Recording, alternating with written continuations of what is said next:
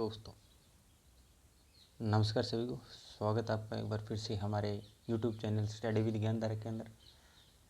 तो चलिए शुरू करते हैं आज का टॉपिक। उससे पहले हम दो लाइन में आपके सामने रखना चाहूँगा कि लौट कर आऊँगा शाखाओं पर खुशबू लेकर, लौट कर आऊँगा शाखाओं पर खुशबू लेकर, पतझड़ के जिद में हूँ ज़रा मौसम तो बदलने तो इसी लाइन के साथ हम शुरू करते हैं। आज का जो टॉपिक है हमारा वो है प्रजामंडल।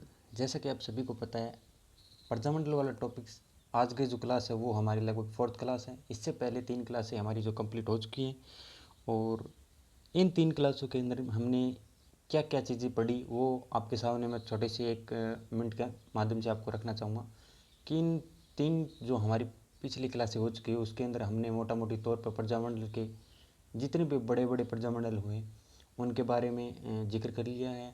जैसे मेवाड़ है, मारवाड़ है, बीकानेर, ये प्रजामंडल का हमने इस क्लास से पहले हमारी 3 क्लासें उनके अंदर कंप्लीट कर लिया गया। और साथ ही आज की जो टॉपिक, आज के जितने भी प्रजामंडल है वो छोटे प्रजामंडल है। इन प्रजामंडल के आज जो क्लास होने वाली है उसके अंदर वन लाइनर जो क्वेश्चन आते हैं वो आने की ज़्यादा संभावना है। जितने भी बड़े अच्छे क्वेश्चन होते हैं आरपीएससी आरएसएसबी के द्वारा पूछे गए हैं, वो मेरा अनुमान यही है कि जो पिछली जो हमारी क्लासें हैं लगभग 3 क्लासें हैं उससे आने की ज़्यादा संभावना है। क्योंकि बड़े जितने भी प्रजामंडल हैं लगभग क्वेश्चन उन्हीं से उठाता है। ठीक है, छोटे क्वेश्चन यदि वन लाइनर क्वेश्चन आते हैं तो ये जितने भी प्रजामंडल छोटे छोटे प्रजामंडल हुए हैं उनके उनमें से ज़्यादा आते हैं। तो यदि प्रजामंडल की इन पूरी यदि सनों की बात कर रहा हूँ कब को, ये हमने पहले वीडियो के अंदर आराम से एक साथ जितने भी प्रजामंडल की जो जितनी भी डेट हुई हैं वो हमने एक साथ डिस्कशन कर लिए। बहुत अच्छे लेवल से मैंने समझाई है, चीज़ों को बिखेरा नहीं है, बड़े अच्छे शॉर्ट नोट्स के माध्यम से और छोटी छोटी वीडियो के सामने वो चीज़ें हमने रखी। तो इसी कड़ी को ध्यान में रखते हुए आज जो हमारी प्रजामंडल की जो 4th क्लास है वो शुरू होने वाली है।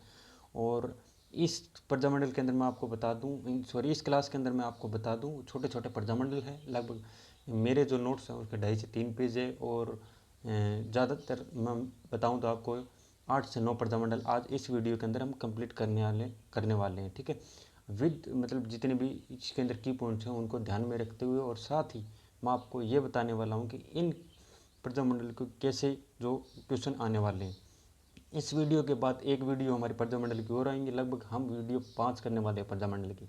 5 वीडियो के अंदर सारा तो प्रजामंडल और साथ ही PYQ जितने भी क्वेश्चन आए ना वो आपके सामने मैं डिस्कशन करूँगा कि ये क्वेश्चन हमारे PYQ के अंदर पूछे जा चुके हैं प्रजामंडल से संबंधित। तो 5 वीडियो देखना जरूर ना भूलें। और साथ ही आज जो वीडियो जो व्यक्ति जो नए देख रहे हैं उससे पहले वो 3 क्लासें वो ज़रूर देख लें। आपको हमारी जो कम्युनिकेशन आपकी और मेरी उन्हीं वीडियो के माध्यम से बनने वाली है। ठीक है, तो चलिए आज एक बार फिर से शुरू करते हैं। आज का जो प्रजामंडल है वो शाहपुरा प्रजामंडल। ठीक है, शाहपुरा प्रजामंडल। अब शाहपुरा प्रजामंडल एक क्षेत्र विशेष पे हुआ, किसी जिले का नाम नहीं है। तो शाहपुरा प्रजामंडल कब शुरू किया गया है तो ये 1938 के अंदर इसकी स्थापना हुई। ठीक है, करने वाले 2 व्यक्ति है, रमेश चंद्र ओझा और लादूराम व्यास। कितने व्यक्ति हैं? 2 व्यक्ति, रमेश चंद्र ओझा और लादूराम व्यास 2 व्यक्ति हैं। प्रेरणा इनको प्रेरणा इनको मिली जो मेवाड़ प्रजामंडल हुआ था उनके जो मेवाड़ प्रजामंडल करने वाले व्यक्ति हैं मणिकलाल वर्मा, उनसे इनको प्रेरणा मिली थी। प्रेरणा का क्वेश्चन नहीं बनेगा, इसके अंदर क्वेश्चन ये बनेगा कि शाहपुरा प्रजामंडल की जो स्थापना है वो किन लोगों के द्वारा की गई थी। ठीक है, तो रमेश चंद्र ओझा और लादूराम व्यास। याद रखने की ट्रिक ये है कि एक क्षेत्र विशेष का नाम है, यदि किसी क्षेत्र विशेष को उठाने के लिए कितने व्यक्ति लगे? 2 व्यक्ति लगे। कौन लगे? एक तो ओझा साहब और एक व्यास जी। ठीक है, क्षेत्र विशेष को उठाने के लिए कितने व्यक्ति लगे? 2 व्यक्ति लगे, ओझा साहब और व्यास जी। मैं चीज़ों को रिलेट करके बताता हूँ, मैं लाइन टू लाइन आपको नहीं पढ़ के बता रहा हूँ। चीज़ों को यदि आप किसी भी एक शब्द के साथ, किसी भी एक की पॉइंट के साथ यदि आप याद रखते हो तो वो चीज़ें लंबी टाइम के लिए याद होती हैं।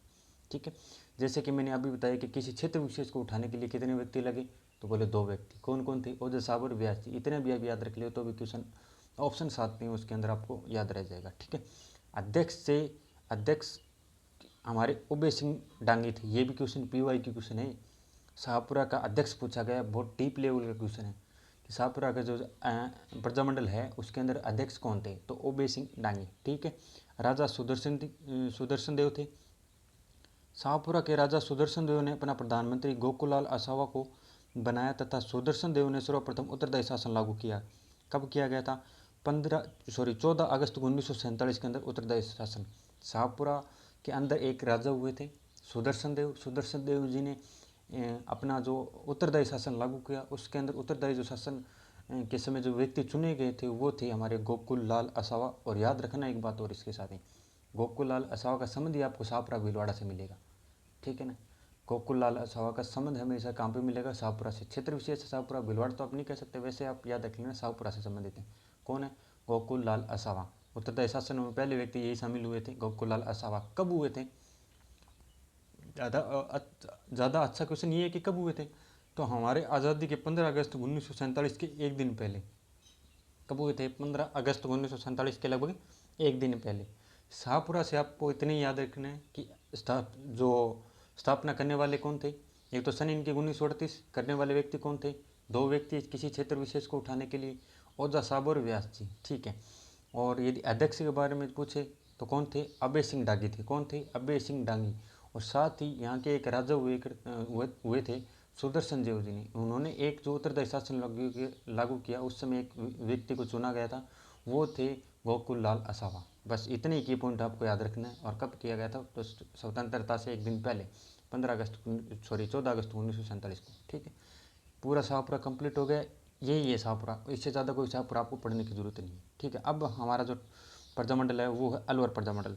अच्छा प्रजामंडल है, क्वेश्चन एक आधे बार इसके अंदर पूछा गया है, ज़्यादा डीप लेवल का तो नहीं, मोटे तौर पर कई बार छोटे मोटे एग्जाम यदि BSTC PTT वगैरह में आपको बताऊं तो इसके अंदर इनके क्वेश्चन पूछ लिए जाते हैं, ठीक है। जन चेतना कार्य करने वाले कौन है? हरि नारायण शर्मा, ठीक है।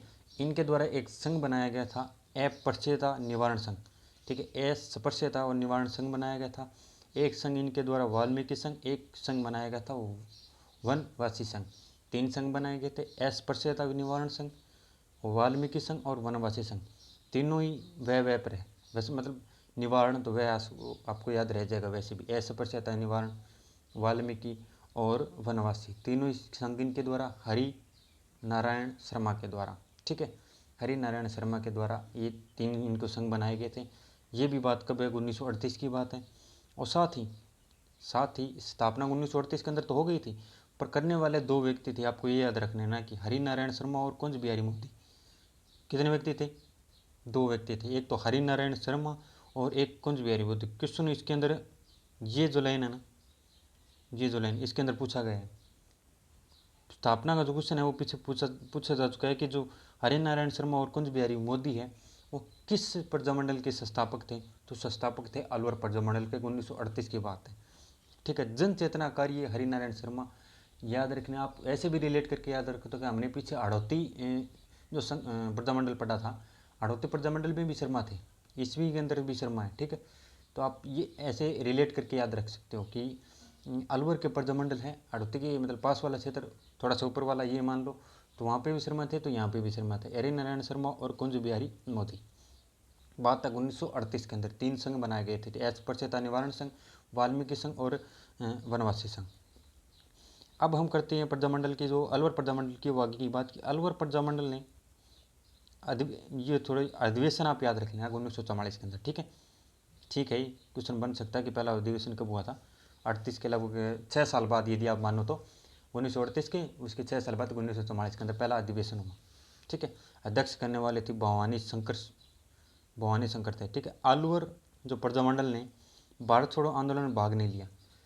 राजस्थान के 2 जो प्रजामंडल के लोग थे, एक तो जयपुर वाले, मैंने आपको बताया था, जो भी एक जयपुर सरकार के द्वारा स्टेटमेंट रखा गया कि आप भारत छोड़ो आंदोलन के अंदर भाग नहीं लोगे, तो एक तो जयपुर प्रजामंडल ने भाग नहीं लिया था, एक अलवर प्रजामंडल ने भाग नहीं लिए थे। 2 प्रजामंडलों ने भाग नहीं लिए थे। किस में भाग नहीं लिए थे? तो भारत छोड़ो आंदोलन में 2 प्रजामंडल के लोगों ने भाग नहीं लिए। क्वेश्चन पूछा जा सकता है, स्टेटमेंट में भी पूछा जा सकता है, कथन निष्कर्ष के अंदर भी पूछा जा सकता है। तो वो क्वेश्चन क्या थे कि जो अलवर प्रजामंडल और जयपुर प्रजामंडल के जो लोगों ने भारत छोड़ो आंदोलन में क्या नहीं लिया? भाग नहीं लिया। अब ठीक है, अलवर प्रजामंडल के मास्टर जो भोलेनाथ ने, उन्होंने कहा था कि गैर जिम्मेदार मिनिस्टर अपने पद से इस्तीफा दो। बहुत ही अच्छे लेवल का ये स्टेटमेंट पूछा भी गया है। कौन सो? भोलेनाथ तिवारी के द्वारा। मैं आपको इसको याद रखने की एक छोटी सी ट्रिक ये बता देता हूँ कि भोलेनाथ ने कहा था उस समय जब जब रियासतों का शासन था, उस समय उन्होंने कहा था कि जो गैर जिम्मेदारी मिनिस्टरों अपने पद से इस्तीफा दो। कहने वाले कौन थे? भोलेनाथ, मतलब भोलेनाथ थे। उस समय जब रियासतों का शासन था, उस समय भोलेनाथ क्या बोले कि गैर जो जिम्मेदार मिनिस्टरों अपने पद से इस्तीफा दो। किसने कहा था? भोलेनाथ ने कहा था। याद रख लेना। आप यदि रिलेट करके इस चीज़ को याद रखें तो याद रख सकते हो। ठीक है, क्या क्या चीज़ें बताई मैंने आपको अलवर पर्जा मंडल के अंदर? एक तो बताई मैंने कि जन चेतना कार्य कौन किन्होंने किया? हरि नारायण शर्मा, याद रख लेना, मोस्ट इंपॉर्टेंट है। उसके साथ ही स्थापना कब हुई? 1938 के अंदर। दो व्यक्ति थे, हरि नारायण शर्मा जी थे, इसके साथ ही कुंज बिहारी मोदी थे। ये याद रखना, दो व्यक्ति थे। उसके साथ ही पहला अधिवेशन हुआ था कब? 1944 के अंदर। एक इसके अंदर एक भारत छोड़ो आंदोलन में भी अलवर पर्जा मंडल ने भाग नहीं लिया। और साथ ही अलवर पर्जा मंडल के एक व्यक्ति थे भोलेनाथ। भोलेनाथ ने क्या बोले थे? उस समय रियासतों का शासन था तब, आप ऐसे करके याद रख सकते हो। तो उस समय भोलेनाथ ने बोला था कि गैर जिम्मेदार मिनिस्टरों अपने पद से इस्तीफा दो। ठीक है, अब हम जिक्र करते हैं अगला भरतपुर प्रजा मंडल। भरतपुर प्रजा मंडल के अंदर याद रख लेना, एक व्यक्ति इस प्रजा मंडल के अंदर बहुत ज़्यादा अपनी भारी जिम्मेदारी निभाने वाला है, वो है गोकुल लाला सवा, सॉरी गोकुल वर्मा। मैं आपको जिक्र करूँगा आगे। जन चेतना कार्य किया था, वो किया था एक व्यक्ति ने न करके भरतपुर प्रजा परिषद था उनके द्वारा किया गया था। किनके द्वारा किया गया था? तो जयपुर का जो सॉरी भरतपुर का जो प्रजा परिषद है उनके द्वारा जन चेतना का कार्य किया गया था। स्थापना यदि मैं बताऊं कि प्रजा परिषद की, न कि भरतपुर की, तो जो भरतपुर प्रजा परिषद है उसकी स्थापना 1928 के अंदर की गई थी। करने वाले कौन थे? गोपीलाल यादव। ठीक है, और इसका जो पंजीयन हुआ था वो 1949 के अंदर। ये थोड़ा सा ज़्यादा याद रखने वाला नहीं है, अध्यक्ष याद रख लेना है इसको, मास्टर आदित्येंद्र को। ठीक है, क्या चीज़ें हमने पढ़ी अभी तक भरतपुर प्रजा मंडल के अंदर? एक तो जो जन चेतना कार्य किसने किया था? भरतपुर प्रजा परिषद। गठन इसका कब हुआ था? तो 1928 के अंदर। करने वाले कौन थे? तो गोपीलाल यादव थे। इसके अध्यक्ष पूछ ले तो मास्टर आदित्येंद्र को कहा गया। किसको कहा गया था? मास्टर आदित्येंद्र को। ठीक है, प्रजा मंडल की जो स्थापना है वो 1938 के अंदर हुई थी। और कहाँ पे हुई थी? रेवाड़ी के अंदर। मैंने पिछली वीडियो के अंदर भी आपको बताया, जिन प्रजा मंडलों की जो स्थापना है हमारे राजस्थान राज्य से यदि बाहर हुए, उसको मैं आपके सामने एक साथ इसी वीडियो के अंदर रखने वाला हूँ कि किस प्रजा मंडल की स्थापना है वो राजस्थान से बाहर हुई और कहाँ पर हुई। ठीक है, ये मैं आपको एक साथ बताने वाला हूँ। अभी ये मैं बता दूँ कि भरतपुर प्रजा मंडल की स्थापना रेवाड़ी के अंदर हुई थी। आपको थोड़ा सा कम याद रहेगा क्योंकि जो क्षेत्र राजस्थान के हरियाणा बॉर्डर पर लगते हैं उनको तो आप याद रख लोगे कि हाँ हमारा जो प्रजा मंडल का संबंध बताया था वो रेवाड़ी से बताया था, स्थापना वहाँ पे हुई। परंतु कई बार कई ऐसी जगह होती है जिनको लोगों का नाम भी नहीं पता कि रेवाड़ी कहाँ है। ठीक है, तो उन लोगों के लिए मैं बता रहा हूँ कि आपको मैं एक साथ बताने वाला हूँ। लगभग 4 से 5 प्रजा मंडलों की स्थापना राजस्थान से न होकर राजस्थान के बाहर किसी क्षेत्र के अंदर हुई, तो वो मैं आपको एक साथ बताने वाला हूँ। ठीक है, तो आप ऐसे थोड़ा सा अभी याद करने की कोशिश करें कि जो भरतपुर प्रजा मंडल है वो हरियाणा के लगभग पास वाले क्षेत्र में पड़ता है, हरियाणा से रिलेट करके पड़ता है। तो हरियाणा वाले क्षेत्र में इसकी स्थापना हुई थी। राजस्थान के अंदर उस समय स्थिति ठीक ना होकर स्थापना कहाँ पे की गई थी? रेवाड़ी हरियाणा के अंदर। कब? 1938 के अंदर। 4 व्यक्ति करने वाले थे। कितने व्यक्ति? 4 व्यक्ति। कौन कौन थे? जुगल किशोर चतुर्वेदी, किशनलाल जोशी, मास्टर आदित्येंद्र, गोपीलाल यादव। गोपीलाल यादव और मास्टर आदित्येंद्र के हमने जो जिक्र कर लिया था वो हमने ऊपर कर लिया गया था कि भरतपुर प्रजा परिषद के समय। 2 व्यक्ति इसके साथ और ऐड कर देना, एक तो जुगल किशोर चतुर्वेदी और दूसरे व्यक्ति थे किशनलाल यादव, सॉरी किशनलाल जोशी। ये चारों व्यक्ति थे जिनको भरतपुर प्रजा मंडल की स्थापना की गई थी। कहाँ पर? रेवाड़ी 1938 के अंदर, हरियाणा के अंदर। अध्यक्ष कौन थे? गोपीलाल यादव। एक अच्छे व्यक्ति थे उस समय। अच्छे क्या मतलब अगली जो हमारे जिक्र करते हैं वो गोकुल वर्मा को। ठीक है, भरतपुर के कौन? गोकुल वर्मा। जिक्र हमने बहुत बार किया है इसका कि गोकुल वर्मा को एक अलग व्यक्तित्व, एक जो हमारा टॉपिक आता है राजस्थान का व्यक्तित्व, जब हम क्लास लेके आएंगे उस समय भी हम जिक्र करेंगे कि कौन है ये व्यक्ति। ठीक है, भरतपुर का जो राजनीतिक भीष्म पितामह कहा जाता है ना, मोस्ट इंपॉर्टेंट, भरतपुर का जो राजनीतिक मैं यदि आपको बताऊं कि भीष्म पितामह है वो किसे कहा गया? तो गोकुल वर्मा को। भरतपुर का संबंध यदि किसी व्यक्ति के विशेष में यदि मैं मानूँ तो वो गोकुल वर्मा है। ठीक है, गोकुल वर्मा को भरतपुर की राजनीति का विषम पितामह कहा गया था। ठीक है, एक बात इनको भरतपुर का शेर भी कहा जाता है। मैंने कहा था ना कि गोकुल वर्मा का यदि कहीं भी जिक्र हो तो वो भरतपुर से संबंध आपको जरूर मिलेगा, ये याद रख लेना। और उसके साथ ही भरतपुर जो प्रजामंडल ने वेब नामक समाचार पत्र का प्रकाशन किया गया था। जगन्नाथ ने भरतपुर में हिंदी साहित्य समिति की स्थापना की थी। किसकी स्थापना की थी? हिंदी साहित्य समिति। ठीक है, भरतपुर किसान आंदोलन का नेतृत्व भोजी लंबरदार के द्वारा किया गया था। किन के द्वारा किया गया था? तो भोजी लंबरदार के द्वारा। एक जो प्रकाशन हुआ था, कौन सी समाचार पत्र? वैभव समाचार पत्र। और एक हिंदी साहित्य जो समिति गठन किनके द्वारा की गई थी? जो जगन्नाथ के द्वारा की गई थी। ठीक है, और इसके साथ ही इसका जो पूरा जो किसान आंदोलन हुआ था, भरतपुर किसान आंदोलन उस समय हुआ था, उसका भी भोजी लंबरदार। और इसी के साथ मैं अभी आपको रिसेंटली बता रहा हूँ कि किसान आंदोलन के जो अभी नाम आया ना, किसान आंदोलन की मैं क्लासें लेने वाला हूँ। इसी तरह 4-5 से 5 क्लास होगी, लगभग आधे घंटे या 35-40 मिनट की जो क्लासें होंगी ना, वो भी हम नोट्स के माध्यम से देखने वाले हैं। और बड़े अच्छे विस्तार के तौर पर हम देखने वाले हैं। मैं आपको ये बता दूँ, यदि आप उन क्लासों को देखोगे ना तो ये लगेगा कि मतलब क्या तरीका है पढ़ाने का, क्या तरीका है आपको चीज़ें दिमाग के अंदर फिट करने का। मैं चीज़ें आपको शॉर्ट माध्यम से सीधे सीधे दिमाग के अंदर फिट करूँ। ठीक है, भरतपुर प्रजामंडल को एक बार हम फिर एक साथ जिक्र कर लेते हैं कि क्या क्या चीज़ें। ठीक है, क्या क्या चीज़ें थी भरतपुर प्रजामंडल से संबंधित? चीज़ें ये थी कि भरतपुर प्रजामंडल। ठीक है, नंबर आपको एक याद रखना है कि जो जन चेतना कार्य करने वाले उस समय कौन थे? तो भरतपुर प्रजा परिषद स्थापना कब हुई थी? तो 1928 को, लगभग 1928 के अंदर। करने वाले कौन थे? तो गोपीलाल यादव। कौन थे? गोपीलाल यादव। ठीक है, अध्यक्ष थे हमारे मास्टर आदित्येंद्र शर्मा को। प्रजामंडल की स्थापना, प्रजामंडल की यदि स्थापना पूछ लो तो 1938 के अंदर रेवाड़ी हरियाणा के अंदर। और 4 व्यक्ति है, जुगल किशोर चतुर्वेदी, किशनलाल जोशी, मास्टर आदित्येंद्र और गोपीलाल यादव। 4 व्यक्ति आप याद रखना। अध्यक्ष तो वैसे भी आप देख के बता दोगे।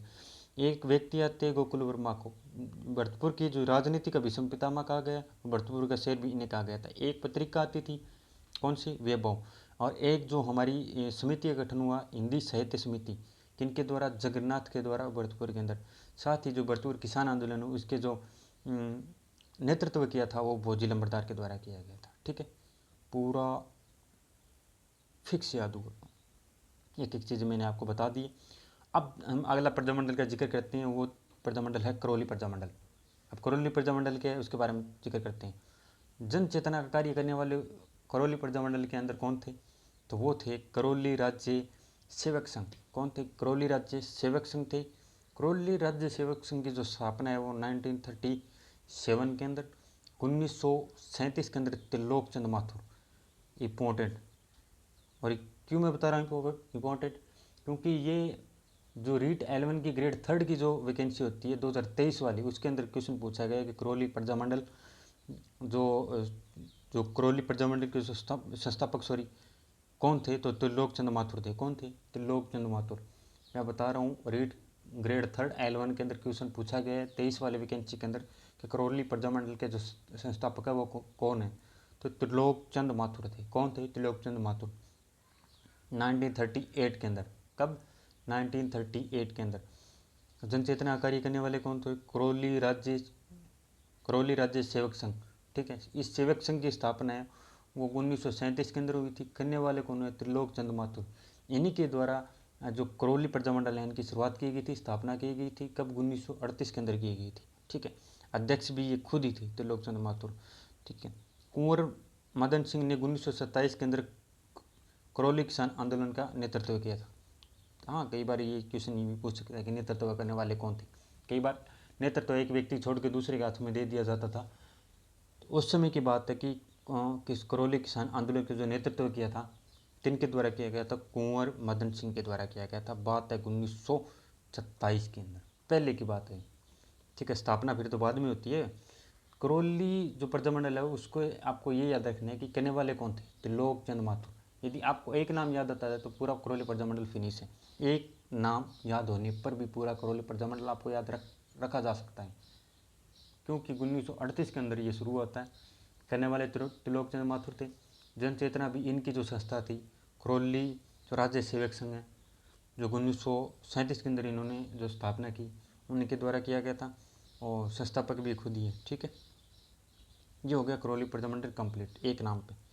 अब हमारा है कोटा प्रजामंडल।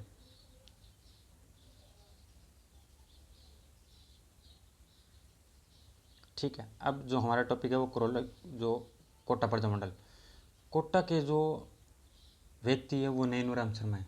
मैंने फिर भी बताया, अलवर के भी शर्मा जी है, हड़ौती के भी शर्मा जी है, कोटा के भी शर्मा जी है। ऐसे करके आप पूरा इन तीन चारों को तो वैसे भी याद रख सकते हो।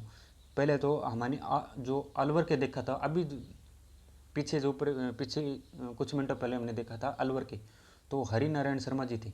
और जो कोटा के हैं वो नैनूराम शर्मा जी हैं। ठीक है, और इनके द्वारा एक स्थापना की थी हड़ौती सेवा संघ के 1925 के अंदर।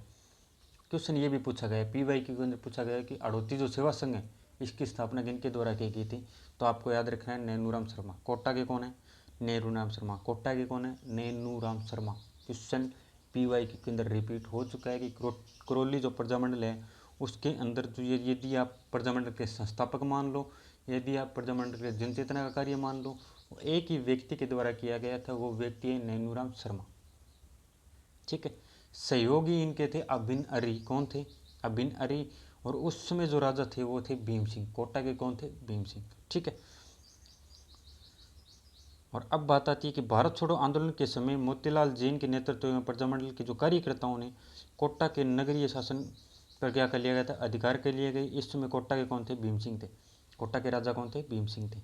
क्योंकि उन्होंने जो क्षेत्र विशेष जो राजा का जो नगरीय प्रशासन है, जितने भी उसमें क्या क्या कर लिया था, जितने भी नेतृत्व करता थे उन्होंने क्या कर लिया? अधिकार कर लिया गया। ठीक है, उस समय जो राजा थे कौन थे? भीम सिंह थे। आपको याद रखना है कि कोटा प्रजामंडल से क्या चीज़ याद रखनी है, इनके भी केवल एक नाम पर पूरा कंप्लीट हो जाता है, नैनूराम शर्मा। यदि आप याद रख लेते हो कोटा से संबंधित कौन है? नैनूराम शर्मा। इनकी एक संघ बनाया गया था अड़ोसी सेवा संघ। कब बनाया गया था? तो 1925 के अंदर। याद हो गया। स्थापना भी इनके द्वारा की गई थी, वो भी याद हो गया। सहयोगी थे अबिन अरी, वो आप याद रख लेना। ठीक है, इससे ज़्यादा कोई याद रखने वाला बात है नहीं कोटा के अंदर। कोटा के नैनूराम शर्मा यदि आपको याद आ गए ना तो भी सारी चीज़ें क्लियर हो जाएगी। अगला जो हमारा जो प्रजामंडल है वो है किशनगढ़। किशनगढ़ प्रजामंडल। बात है स्थापना की तो 1939 के अंदर। किसके द्वारा? कांतिलाल चौधरी के द्वारा। हमने पीछे भी पढ़ चुके हैं कांतिलाल जैन। कांतिलाल जैन नहीं है यहाँ पे, कांतिलाल चौधरी है। कौन है? कांतिलाल चौधरी। कांतिलाल जैन नहीं, कांतिलाल जैन भी एक प्रजामंडल से और से संबंधित है। ये कांतिलाल चौधरी है। बात है 1939 के अंदर कांतिलाल जैन के द्वारा किशनगढ़ प्रजामंडल की स्थापना की गई थी। जन चेतना कार्य यदि पूछ लिया जाए, इतने डीप के अंदर भी पूछेगा नहीं, यदि पूछ भी लिया जाए तो पन्नालाल त्रिवेदी है। कौन है? पन्नालाल त्रिवेदी अध्यक्ष थे उसके समय। जमाल शाह और मंत्री थे महमूद खां। ठीक है, 1930 के अंदर जो उपकारक मंडल की स्थापना की गई थी। उपकारक मंडल, मैंने डीप में जहाँ जाना है वहाँ डीप में भी गया हूँ। जो चीज़ें याद रखने वाली है वो चीज़ें आपको 2 या 3 से बार भी बोल बोल कर बताइए। और मैं यदि तो वापस किसी प्रजामंडल में यदि बताता हूँ कि आपको ये चीज़ें याद रखनी है तो वो चीज़ें याद ही रखनी है, उसी से क्वेश्चन आएगा, उसी के इर्द गिर्द क्वेश्चन घूमता है। यदि आप मैं जो बता रहा हूँ की पॉइंट से यदि आप याद रख लेते हो तो भी प्रजामंडल के आपका क्वेश्चन गलत नहीं होगा और नहीं होगा, ये वादा है मेरा। यदि आप जो मैं बता रहा हूँ उतनी चीज़ें भी आप फॉलो कर लेते हो। तो अब एक बार फिर से किशनगढ़ प्रजामंडल के जिक्र करते हैं कि जो स्थापना है वो किन के द्वारा की गई थी। स्थापना है 1939 के अंदर। यहाँ पर कांतिलाल जैन नहीं है, कांतिलाल चौधरी है, याद रखना।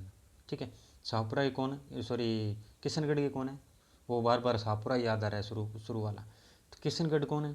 किशनगढ़ के कांतिलाल चौधरी। कब? 1939 के अंदर। जन चेतना कार्य किसने किया? पन्नालाल त्रिवेदी के द्वारा। अध्यक्ष हमारे जमाल शाह, मंत्री थे महमूद शाह। और 1930 के अंदर एक जो मंडल हुआ था उपकारक मंडल की क्या हुई? स्थापना हुई। ठीक है, अब बात आता है सिरोही प्रजामंडल।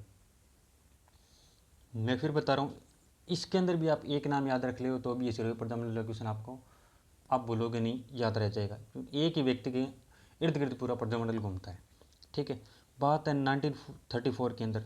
स्थापना कहाँ पे हुई थी? मुंबई के अंदर। ठीक है, आपको यदि ये याद नहीं रहा कि स्थापना कहाँ पे हुई, कई कई क्वेश्चन कई प्रजामंडल के अंदर ये है कि राजस्थान के अंदर नहीं, क्षेत्र के अंदर नहीं हुई, जहाँ पर प्रजामंडल हुआ वहाँ पर नहीं हुई, स्थापना बाहर हुई, तो वो आपको लोड नहीं लेना है। मैं एक साथ बताने वाला हूँ सारी सारी, तो आपको वो अभी वो 4 लाइन याद हो गई तो सारे प्रजामंडल की स्थापना याद हो गई। क्योंकि जिस क्षेत्र की स्थापना यदि वहीं हुई है तो वो पूछने वाला नहीं है कि यहाँ पे हुई, तो पूछने का जितना औचित्य भी नहीं होता। क्वेश्चन बनेगा तो वो बनने का तरीका ये है कि इस प्रजामंडल की स्थापना कहाँ पे हुई। तो यदि ऐसा पूछता है तो ज़्यादातर ऑप्शन में या ऐसे क्वेश्चन वो होते हैं जिनकी स्थापना राजस्थान से बाहर हुई है। ठीक है, तो वो चीज़ें मैं आपको एक साथ बता दूँ, आप वो याद कर लेना तो भी आपको याद रहे। तो स्थापना 1934 के अंदर मुंबई के अंदर, और कहाँ पर, जो मुंबई के अंदर लोग रहने वाले थे प्रवासी युवाओं के द्वारा। पुनः स्थापना इसके लगभग 5 साल बाद 1934 के 5 साल बाद 1939 के अंदर गोकुल भाई भट्ट। सिरोही के कौन थे? गोकुल भाई भट्ट। अरे गोकुल भाई भट्ट का तो लगभग जो हमारा राजस्थान का एकीकरण है 7वें चरण के अंदर पूरा सिस्टम उनका था वो गोकुल भाई भट्ट। ठीक है, निवासी कहाँ थे? अथलगांव के। कहाँ पे थे? अथलगांव में। राजस्थान के इनको क्या कहा जाता है? गांधी भी कहा जाता है। Most important. ठीक है, एकीकरण के समय हमने इन्हीं की मांग की थी कि हमें कौन चाहिए? गोकुल भाई भट्ट चाहिए। ठीक है, क्योंकि हमारी जो राजस्थान की ज़मीन है वो अथलगांव तक दे दो। तो एक बार छठे चरण के अंदर उन्होंने क्या कही थी? अथलगांव दे दिया था, बीच वाला गुजरात की तरफ सम्मिलित हो गया था। तो अभी मैं बता रहा हूँ प्रजामंडल और सिरोही प्रजामंडल में आपको एक चीज़ याद रखनी है। पहली तो स्थापना कहाँ पे हुई थी? मुंबई के अंदर 1934 के अंदर। पुनः स्थापना 5 साल बाद 1939 के अंदर किनके द्वारा? राजस्थान के अंदर सिरोही के अंदर 1939 के अंदर गोकुल भाई भट्ट के द्वारा। ठीक है, याद रखना है। इतना कंप्लीट, सिरोही प्रजामंडल कंप्लीट। अब आता है कुशलगढ़। कौन सा प्रजामंडल है? कुशलगढ़ प्रजामंडल। कुशल प्रजामंडल के अंदर भंवरलाल निगम। ठीक है, भंवरलाल निगम। सहयोगी कौन थे? कन्हैयालाल सेठिया थे। अध्यक्ष है भंवरलाल निगम। कुशलगढ़ यदि प्रजामंडल है, एक कुशलगढ़ ठिकाना होता था वहीं पे ही है, यही वही जगह है कुशलगढ़ ठिकाना। आपको यदि एकीकरण के अंदर याद आ रहा है तो वही ये प्रजामंडल है, उसी जगह हुआ था कुशलगढ़। ठीक है, कुशलगढ़ यदि प्रजामंडल की यदि आप देखते हो तो भंवरलाल निगम के द्वारा सहयोगी कौन थे? कन्हैयालाल सेठिया जी। कौन है? वैसे आपको इतना याद रखना है कुशलगढ़ के अंदर कि जो स्थापना करने वाले व्यक्ति कौन है? भंवरलाल निगम। बस इतना याद रख लेना। सहयोगी तब के कन्हैयालाल सेठिया जी वैसे ही आ जाएगा। कुशलगढ़ से संबंधित किसका था? भंवरलाल निगम का। ठीक है, इतना ही याद कर लेना बहुत है। कुशलगढ़ से भंवरलाल निगम, इतना ऐसे रिलेट कर लेना कि कुशलगढ़ से निगम, कुशलगढ़ से निगम। कुशलगढ़ क्या है? कि निगम, निगम से भंवरलाल निगम। ठीक, अब अगला जो हमारा प्रजामंडल है इंपॉर्टेंट है। कौन सा? डूंगरपुर प्रजामंडल। ठीक है, स्थापना कब हुई थी? 1944 के अंदर भोगीलाल पांड्या के द्वारा। डूंगरपुर के कौन है? डूंगरपुर के भोगीलाल पांड्या। कई बार हमने पढ़ा है इनके बारे में, व्यक्तित्व तौर पर इनको पढ़ते हैं। डूंगरपुर के जो स्थापना है 1944 1944 के अंदर कौन सी है? तो भोगीलाल पांड्या जी। ठीक है, अध्यक्ष भोगीलाल पांड्या जी खुद थे। एक शाखा है, कौन सी शाखा है? सिमलवाड़ा। ठीक है, इसके अंदर एक घटना होती है, हालांकि इतना क्वेश्चन गया नहीं, पर भी मुझे लगता है कि घटना के बारे में यदि पूछता है तो पूछा जा सकता है। कि तसीमो घटना के बारे में पूछ लिया था, तो ये भी कौन सी पुनवाड़ा घटना है। ठीक है, 30 अगस्त 1947 के अंदर कौन से शिवराम भील, एक जो शिक्षक हुए थे उस समय, शिक्षक हुए थे, उनकी क्या की थी? पिटाई की गई थी। किन की? तो शिवराम भील की। एक शिक्षक थे, इनकी पिटाई की गई थी। ठीक है, एक घटना हुई थी यहाँ पे रास्तापाल, मोस्ट इम्पोर्टेंट है। रास्तापाल घटना के अंदर तो राजस्थान के मोस्ट इम्पोर्टेंट बोली जाती है रास्तापाल घटना। ठीक है, रास्तापाल घटना है ये 21 जून 1947 के अंदर शहीद हुए थे। कौन थे? नानाबाई थे। कब हुए थे? 2 दिन पहले। तो 19 जून 1947 के अंदर। और कालीबाई का संबंध वो नहीं होता है कि कालीबाई शिक्षक को वो जीप के अंदर घोड़ों के वो सॉरी जीप के पीछे बांध कर ले जाया जा रहा था। तब कालीबाई अपने खेत के अंदर जा रही थी काम करने के लिए द्रांति लेकर। तो द्रांति से वर्षी काट देती है, जिसके कारण उन सैनिकों ने कालीबाई पर गोली चलाई, जिसके कारण उनकी मृत्यु हो गई। बहुत कालीबाई चर्चित है राजस्थान के अंदर। योजनाएं भी इनके ऊपर खूब चलाई गई है। ठीक है, बहुत सारी संस्थाएं इनके ऊपर बनी, इनके नाम पर बनी हुई है। तो रास्तापाल जो घटना हुई थी, ये जो पूरी घटना हुई वो घटना कब हुई थी? 21 जून 1947 के अंदर। ठीक है, शहीद व्यक्ति कौन थे? नानाबाई 19 जून के अंदर शहीद हुए थे। रास्तापाल घटना याद रखना। किससे संबंधित है? डूंगरपुर से संबंधित है। ठीक है, एक बार फिर मैं आपको एक इसके अंदर सेवा समिति है, सॉरी वो भी जिक्र कर लेता हूँ आपके सामने, 1 मिनट। कौन सी सेवा समिति है? हरिजन सेवा समिति, ठीक है। एक हरिजन समाचार पत्र भी आता था, गांधी जी के द्वारा चलाया गया था। एक हरिजन सेवा समिति है, कब बनी गई थी? तो 1935 के अंदर, 1935 के अंदर किनके द्वारा? भोगीलाल पांडे के द्वारा स्थापित की गई थी। और एक हरिजन आश्रम है, बाबा लक्ष्मण दास व शोभालाल के द्वारा बनाया गया था। दो चीज़ें होगी, एक तो हरिजन सेवा समिति 1935, ठीक है, भोगीलाल जो पांडे हैं उनके द्वारा, जो एक हरिजन आश्रम बनाया गया था बाबा लक्ष्मण दास या शोभालाल के द्वारा बनाया गया था, ठीक है। तो डूंगरपुर जो प्रजामंडल है उनके कैसा क्वेश्चन है, आपको क्या क्या चीज़ें याद रखना है? डूंगरपुर की एक तो स्थापना, ठीक है, 1944 के अंदर भोगीलाल पांडे के द्वारा, ठीक है। एक इसके अंदर जो घटना थी हमारी, कौन सी? रास्तापाल, ये याद रख लेना है, कब हुई थी? 21 जून के अंदर। साथ ही आपको एक पुनवाड़ा जो घटना हुई थी वो याद रख लेना, कब हुई थी? तो 30 मई 1947 के अंदर। सबसे इम्पोर्टेंट यदि इसके अंदर कुछ क्वेश्चन पूछा गया है तो हरिजन सेवा समिति 1935 के अंदर किन के द्वारा स्थापना की गई थी?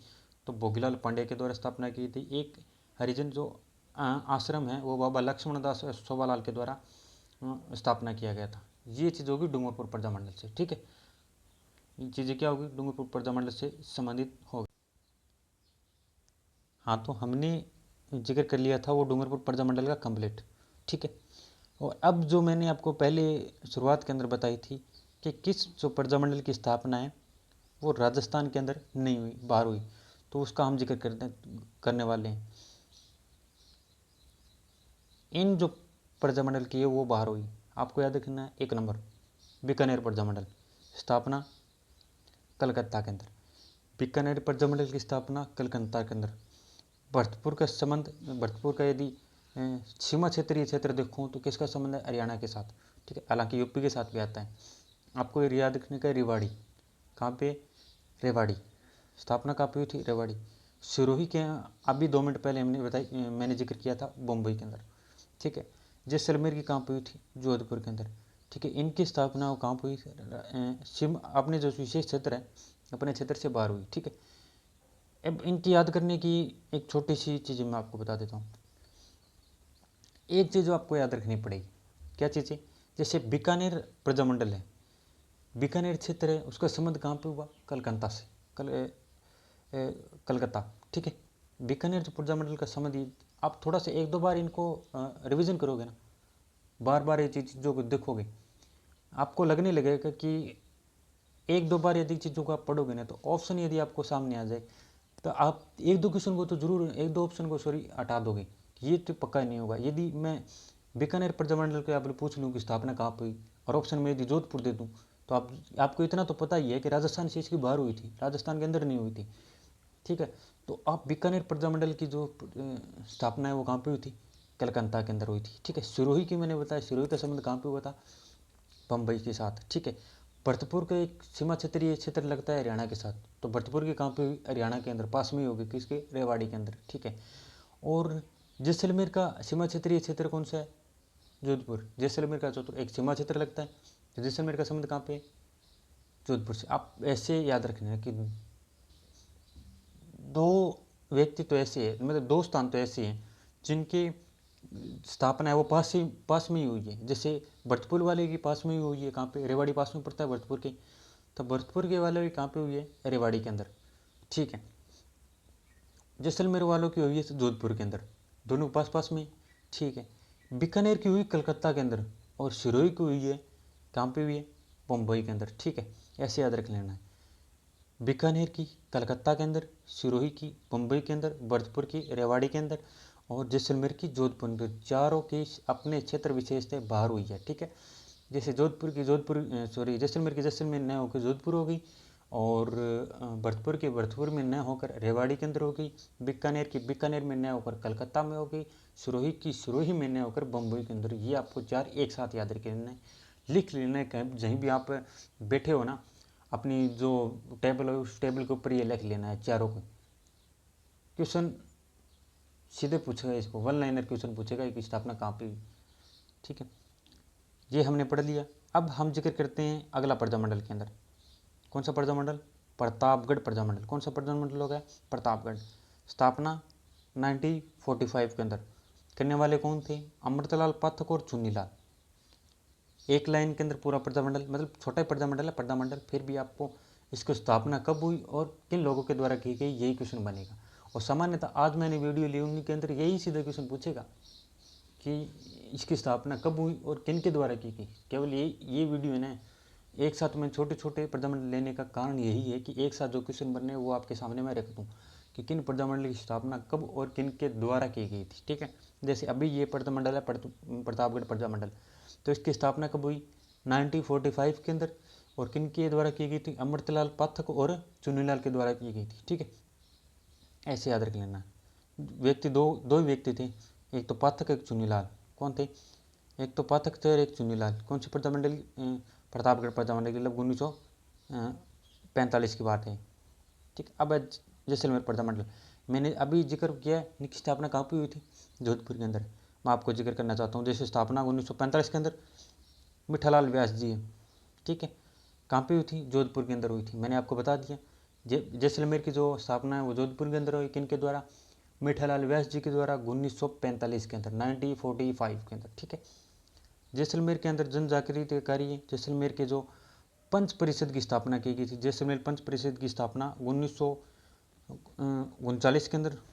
और कौन है? शिवकर्ण गोफा, सागरमल गुप्पा, लालचंद जोशी और मदन पुरोहित के द्वारा की गई थी। ठीक है, स्थापना यदि पूछ ली जाए तो आज से आपको एक चीज़ तो, एक नाम तो याद रखना है, मिठालाल व्यास जी। इसके साथ ही जन चेतना वो और जन जागृति की गई थी वो जैसलमेर पंच परिषद के द्वारा की गई थी। और जैसलमेर पंच परिषद की जो स्थापना करने वाले थे लोग, वो थे शिवशंकर गोपा, सागरमल गोपा और लालचंद जोशी और मदन पुरोहित। दो तो गोपा है, सागरमल गोपा और शिवकर्ण गोपा है। एक जोशी है, लालचंद जोशी और मदन पुरोहित है। ठीक है, अब जैसलमेर से एक विशेष नाम हाईलाइट आता है, वो नाम आता है सागरमल गोपा जी का। 3 पुस्तकें इनके द्वारा बहुत ही चर्चित, बार बार क्वेश्चन के अंदर पूछी गई, बार बार पीवाई के अंदर रिपीट होने वाला क्वेश्चन बहुत ज़्यादा। इनकी जो कुछ पुस्तकें, कुछ रचित पुस्तकें, वो पुस्तकें कौन कौन सी हैं? वो है एक तो जैसलमेर का गुंडाराज। कौन सी है? जैसलमेर का गुंडाराज। ठीक है, आज़ादी की दीवानी और रघुनाथ जी का मुकदमा। ये पुस्तकें जब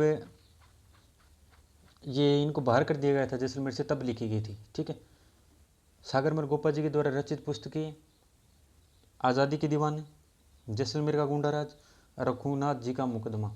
3 पुस्तकें मोस्ट इंपॉर्टेंट है। कौन सी इंपॉर्टेंट है? मोस्ट इंपॉर्टेंट, याद रख लेना। एक तो जैसलमेर का गुंडाराज, आज़ादी के दीवाने, रघुनाथ जी का मुकदमा। बार बार इसीलिए बता रहा हूँ क्योंकि जो इम्पोर्टेंट है तो उसको मैं 2 या 3 बार बोल कर बताता हूँ ताकि इम्पोर्टेंट हो, ताकि आपको याद हो। ठीक है, सागरमल गोपा जी को कैद किया। ठीक है, और जो थानेदार है गुमान सिंह को 3 अप्रैल 1946 को केरोसिन डालकर जिंदा जलाने का प्रयास किया गया। शरीर अधिक झुलस जाने के कारण 4 अप्रैल को मृत्यु हो गई। एक व्यक्ति बहुत हाईलाइट है जैसलमेर प्रजामंडल के अंदर, वो व्यक्ति कौन है? वो है गुमान सिंह। थानेदार कौन है? गुमान सिंह। इनको 3 अप्रैल 1946 के अंदर थाने के अंदर क्या हुई, जेल के अंदर केरोसिन जो डालकर उनको जलाने की कोशिश की गई, पर शरीर हद से ज़्यादा झुलस गया जिनके कारण इनके 4 अप्रैल की इनकी मृत्यु हो गई। ठीक है, जांच आयोग बैठाया गया इनके ऊपर, वो था हमारा गोपाल स्वरूप पाठक आयोग। ठीक है, तो पंडित जवाहरलाल नेहरू ने जांच हेतु एक जयनारायण व्यास जी को नियुक्त किया गया था। किनको नियुक्त किया? जयनारायण व्यास जी को। और पंडित जवाहरलाल नेहरू ने जैसलमेर को दुनिया का 8वां अजूबा कहा गया था। दुनिया का 8वां अजूबा किन के द्वारा कहा गया था जैसलमेर को? तो पंडित जवाहरलाल नेहरू जी के द्वारा, क्योंकि यहाँ पर एक उस क्षेत्र का ये पूरा मतलब एक अलग ही था, पूरा अलग ही था, पूरे एकदम धोरों के बाद बसा हुआ था। तो बोले ये यहाँ पर लाइट पानी की इतनी व्यवस्था उस समय नहीं थी, तो इनको कहा गया था, पंडित नेहरू जब आए थे इनको बोला कि ये है जो दुनिया का क्या है, 8वां अजूबा है। कौन सा है? दुनिया का 8वां अजूबा। किन के द्वारा कहा गया था? तो पंडित जवाहरलाल नेहरू के द्वारा। ठीक है, अब मैं आपको बता देना चाहता हूँ कि जैसलमेर प्रजामंडल के अंदर याद क्या क्या चीज़ें रखने वाली है। ठीक है, वो आपके सामने मैं जिक्र करता हूँ। आपको पहली बार तो ये याद रखना है कि इसकी स्थापना कब हुई, ठीक है। 1945 के अंदर करने वाले कौन है, मिठालाल व्यास जी, ठीक है। एक चीज़ ये याद रखनी है। दूसरी बात ये है कि इनको याद रखना है कि सागरमल गोपा जी को 3 इनकी पुस्तकें ज़्यादा मोस्ट इंपॉर्टेंट है। वो कौन कौन सी है, जैसलमेर का गुंडा राज याद रखना है, आज़ादी की दीवानी आपको याद रखना है, और रघुनाथ जी का मुकदमा आपको याद रखना है।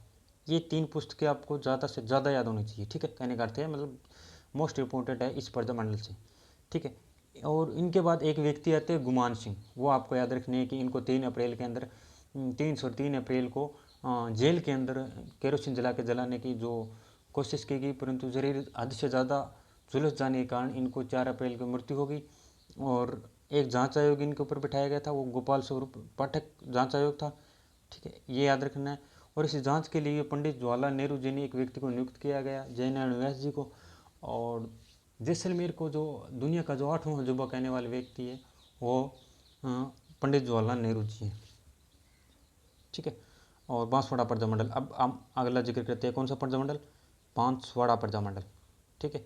बात 1943-45 दोनों ही लिखे हुए हैं, डेट इसकी कन्फर्म नहीं है। 1943 और 45 दोनों ही लिखे हुए। आरबीएससी बुक के अंदर 45 भी लिखा हुआ है, तो मेरे हिसाब से तो आप आरबीएससी बुक का मानना 1945, पर कई ऑथेंटिक बुकों के अंदर भी 1943 इसके अंदर लिख रखा है। दोनों ही सन है वो विवादित है, दोनों ही अपनी अपनी जगह सही है, पर मेरा मानना यदि एग्जाम के अंदर आपको क्वेश्चन आता है तो 1945 ही करना चाहिए, ठीक है, क्योंकि आरबीएससी बुक के अंदर ये स्पष्ट लिख रखा है 1945।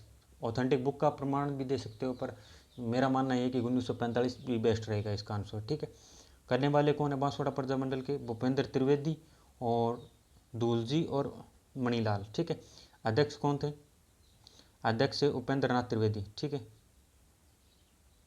कौन व्यक्ति है, उपेंद्र नाथ त्रिवेदी। अब हम जिक्र करते हैं कि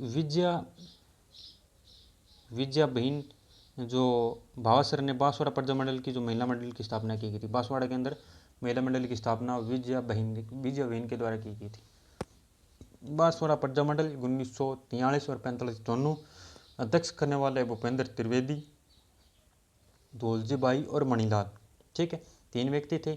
अध्यक्ष भूपेंद्र त्रिवेदी है। बांसवाड़ा से आपको भूपेंद्र नाथ त्रिवेदी इतना याद रख लेना, इससे दोनों आपको ऑटोमेटिक याद आ जाएंगे, एक दो बार आपने पढ़ा हो तो। भूपेंद्र त्रिवेदी के साथ दोलजी बाई भी आपको याद आ जाएंगे, मणिलाल भी आपको याद आ जाएंगे। मोस्ट इंपॉर्टेंट एक इनके अंदर है, जो महिला मंडल की स्थापना की गई थी बांसवाड़ा के अंदर, वो करने वाले विजया बहन थी। कौन थी, विजया बहन, ठीक है, बहन के द्वारा किया गया था बांसवाड़ा के अंदर महिला मंडल। बस एक लाइन से आप याद रखना कि महिला मंडल की बांसवाड़ा के अंदर स्थापना करने वाली बहन थी, कौन थी, विजया बहन। बांसवाड़ा प्रजामंडल की स्थापना 1943 से 45 दोनों, भूपेंद्र नाथ त्रिवेदी, मणिलाल और दोलजी बाई, ठीक है, डिट्टो याद। पूरा बांसवाड़ा एक लाइन के अंदर कंप्लीट, मतलब छोटी छोटी 2-3 लाइन है, परंतु आप एक दो बार रिपीट मारोगे तो एक लाइन के अंदर आप इसे इजीली बता दोगे। अगला जो हमारा प्रजामंडल है वो है बांसवाड़ा प्रजामंडल। कौन सा है, बांसवाड़ा प्रजामंडल। जन चेतना कार्य करने वाले कौन थे, श्याम शंकर और वह अटल बिहारी। कौन थे, श्याम शंकर और अटल बिहारी हैं, ठीक है। एक समाचार पत्र आता था यहाँ पे, कौन सा है, कौन सा समाचार पत्र, सारम समाचार पत्र। एक समाचार पत्र आता था वो सारम समाचार पत्र, ठीक है। स्थापना 1946 के अंदर, और कौन से, मांगीलाल भव्य के द्वारा, ठीक है, मांगीलाल भव्य के द्वारा। हालांकि और भी व्यक्ति थे परंतु इनका मुख्य सहयोग था। झालावाड़ प्रजामंडल की स्थापना 1946, सबसे लास्ट के अंदर, सबसे लास्ट वाला प्रजामंडल कौन सा था, झालावाड़ प्रजामंडल ही था। इसके बाद कोई प्रजामंडल की स्थापना नहीं हुई। 1946 के अंदर आपको ये याद रखना है कि कौन सा प्रजामंडल सबसे लास्ट था, झालावाड़। स्थापना कब हुई थी, 1946 के अंदर। करने वाले कौन थे, मांगीलाल भव्य थे। भव्य में लास्ट, भव्य जी ने लास्ट में जाकर सभी प्रजामंडलों को क्या कर दिया था, भव्य कर दिया था। मतलब कहने का अर्थ ये कि यहाँ पे आगे प्रजामंडल समाप्त हो जाते हैं, ठीक है। जन चेतनाकारी आप याद रखना कि श्याम शंकर और अटल बिहारी, मतलब झालावाड़ प्रजामंडल के अंदर क्या क्या चीज़ें याद रखनी है वो एक बार फिर से बता देता हूँ। जन चेतना वाला थोड़ा सा देख लेना कि श्याम शंकर शर्मा और अटल बिहारी, तो ये, ठीक है। और एक इसके अंदर जो समाचार पत्र का जो एक राजनीतिक जितनी भी जन चेतनाकारी करने वाले एक समाचार पत्र भी यहाँ पर उस समय चलता था वो था सारम, ठीक है। परंतु आपको इससे ज़्यादा इंपॉर्टेंट ये है कि जो स्थापना कब हुई थी 1946 के अंदर, और करने वाले कौन थे, तो भव्य ने लास्ट में जाके प्रजामंडल का क्या कर दिया, भव्य कर दिया। मतलब कहने का अर्थ ये कि मांगीलाल भव्य के द्वारा यहाँ पर सभी प्रजामंडल का क्या हुआ, समापन हो गया। सबसे प्रजामंडल लास्ट में झालावाड़ प्रजामंडल था। इसके बाद कोई प्रजामंडल की स्थापना नहीं हुई। बात 1946 के अंदर है। स्थापना करने वाले व्यक्ति का नाम यदि मैं देखूं तो मांगीलाल भव्य थे, ये लास्ट थे। इस प्रकार हमने ये जो प्रजामंडल की सीरीज़ है वो हमने कंप्लीट कर ली है। और लगभग मैं बताऊं कि मैंने कोई भी प्रजामंडल ऐसा छोड़ा नहीं है कि जो हमारे एग्ज़ाम ओरिएंटेड ना हो, एग्ज़ाम में मोस्ट इम्पोर्टेंट ना हो। और सारे जितने भी मुझे मोस्ट इम्पोर्टेंट प्रजामंडल लगे वो मैंने पे आपको पहले डिस्कशन किए। और मोटा तौर पे यदि मैं आपको बताऊं तो हमारी जो प्रजामंडल की है लगभग 4 क्लासेस कंप्लीट हो चुके हैं बड़े अच्छे लेवल पर। लगभग पूरी एक घंटे की 35 से 40 मिनट की हमारी जो चारों वीडियो हैं वो एक एक करके हमने कंप्लीट की।